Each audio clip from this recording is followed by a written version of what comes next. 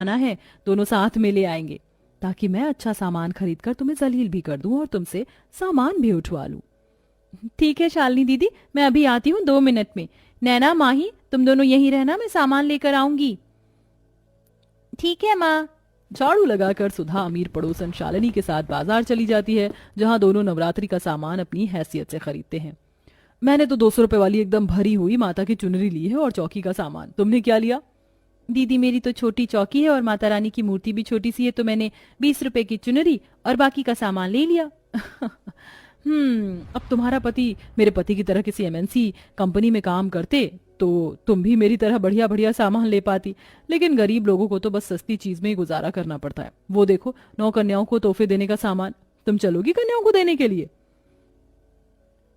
मेरे पास बस सिर्फ ये 100 रुपए पड़े हैं।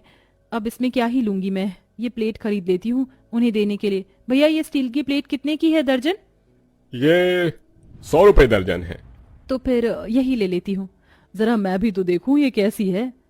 शालिनी जानकर वही स्टील की प्लेट उठाकर चटकाती है, जिसमें से चट चट आवाज आती है। ओहो, ये तो और हल्की स्टील की प्लेट है, घटिया वाली। मुझे लगा था अच्छी होगी तो मैं भी ले लूंगी, लेकिन इसको तो मैं बिल्कुल नहीं लूंगी। खैर तुम गरीब हो सुधा, तुम ये ले लेना, लेकिन मेरे पास तो पैसे हैं। सोच रही हूँ कन्याओं को अच्छी अच्छी फ्रॉक दे दूं, ये सही रहेगा। हाँ, इतनी हल्की प्लेट है, समझ नहीं आ रहा है कि लूं कि नहीं लूं। नवरात्रि के लिए तो और भी पैसे चाहिए, लेकिन मेरे पास कुछ नहीं है।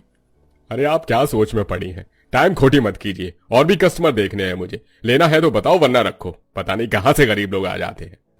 अब भैया वो गरीब है, उसका पति इतना नहीं कमाता तो उसकी क्या गलती है? भगवान सबको तो अमीर नहीं बनाते ना। नहीं भैया रखो मत, मैं ऐसे ही खरीद लेती हूँ। फिर सुधा सस्ती प्लेट ही खरीद लेती है और शालिनी सुधा को चिढ़ाकर महंगे महंगे 9 कन्याओं के कपड़े खरीद लेती है। दीदी आपने तो कन्याओं के ऐसे कपड़े खरीद लिए जैसे कि पता है कि किस उम्र की कन्या आएंगी। कन्या तो कोई सी भी आ सकती है और ज्यादा भी।